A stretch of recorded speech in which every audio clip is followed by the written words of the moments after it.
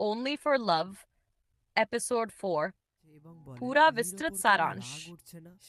चौथे एपिसोड की शुरुआत में ही शुई का सामना उसके एक्स बॉयफ्रेंड से होता है। वह अहंकारी लहजे में शुई को नीचा दिखाने की कोशिश करता है, जैसे उसके बिना शुई की कोई कीमत ही नहीं। लेकिन इस बार शुई चुप नहीं रहती। वह आत्मविश्वास के साथ जवाब देती है कि उसकी पहचान और उसकी मेहनत उसकी खुद की है, किसी और की दया पर वह नहीं जीती। इस सख्त जवाब से उसका एक्स बॉयफ्रेंड चुप हो जाता है और शुई का एक नया रूप सामने आता है। इस घटना के बाद शुई अपनी सहेली के साथ रेस्टोरेंट जाती है। खाने के दौरान वे हंसी मजाक करते हैं। वो तभी शुई नोटिस करती है कि उसका एक ईयररिंग गायब है। सहेली मजाक में कहती है कि शायद वह शियान के घर छूट गया है और यही एक बहाना है जिसके जरिए शुई फिर से शियान के करीब जा सकती है। शुई शर्माती है, लेकिन अंदर से इस बात पर एक अजीब सा एहसास भी करती है, मानो ये छोटी सी बात उसे शियान की ओर खींच रही हो। असल में ईयररिंग सचमुच शियान के घर पर ही पड़ा होता है। शियान उसे ढूंढ लेता है और अपने पास रख लेता है। इस छोटे से पल के जरिए दोनों के बीच एक अदृश्य रिश्ता और गहरा हो जाता है, भले ही दोनों इस बात को जाहिर नहीं करते। शुई की सहेली बार बार इस विषय पर चुटकी लेती है, मगर शुई के मन में अब शियान के लिए कुछ नया पनपने लगता है। उसकी दोस्तम जाग करती है कि अगर वह ईयररिंग वापस लेने के लिए शियानन के घर जाएगी, तो ये उसके लिए शियान के करीब आने का सुनहरा मौका होगा। शुई थोड़ी झिझक दिखाती है, लेकिन अंदर ही अंदर वह इस आइडिया को लेकर उत्साहित होती है। इसी बीच शियान आसानी से अपने घर का लोकेशन भेज देता है।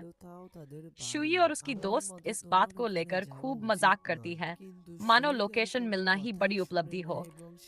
आखिरकार शुई पहली बार शियान के घर पहुंचती है। घर पहुंचकर वह थोड़ी नर्वस होती है, लेकिन अपने आत्मविश्वास को बनाए रखती है। शियान उसे उसकी ईयर रिंग लौटा देता है। उसी समय शुई नोटिस करती है कि ईयररिंग के पास एक बिजनेस मैगजीन पड़ी हुई है। शुई मजाकिया अंदाज में उस मैगजीन को लेकर कुछ कमेंट करती है। यह बात शियान को थोड़ी हैरान कर देती है, क्योंकि आमतौर पर कोई भी उसके निजी या प्रोफेशनल सामान पर इतनी खुलकर टिप्पणी नहीं करता। ऑफिस लौटने पर शुई पर नई मुसीबत आती है।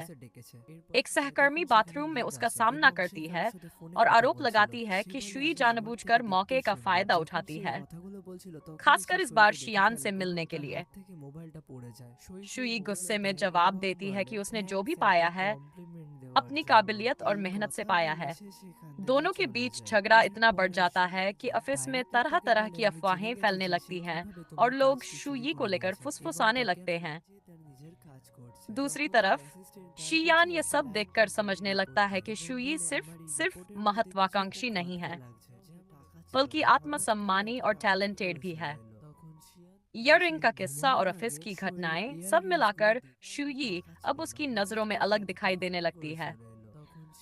शियान महसूस करता है कि वह अनजाने में ही शुई की ओर आकर्षित हो रहा है और उसे और गहराई से जानना चाहता है।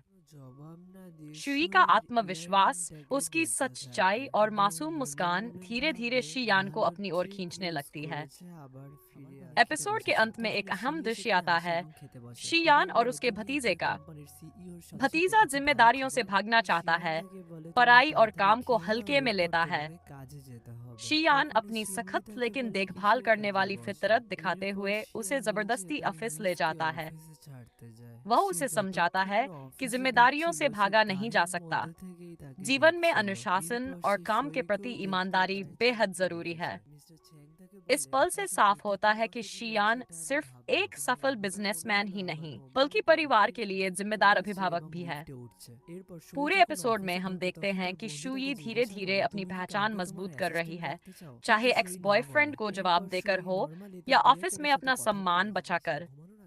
वहीं शियान भी ये महसूस करने लगता है कि शुई शुई उसके जीवन में कुछ खास जगह लेने लगी है। ईयररिंग का खोना, सहकर्मी से टकराव और परिवार की जिम्मेदारियां सब मिलकर एपिसोड 4 को और गहराई देते हैं, जहां रिश्ते, आत्मसम्मान और फर्ज आपस में गुंथे हुए नजर आते हैं।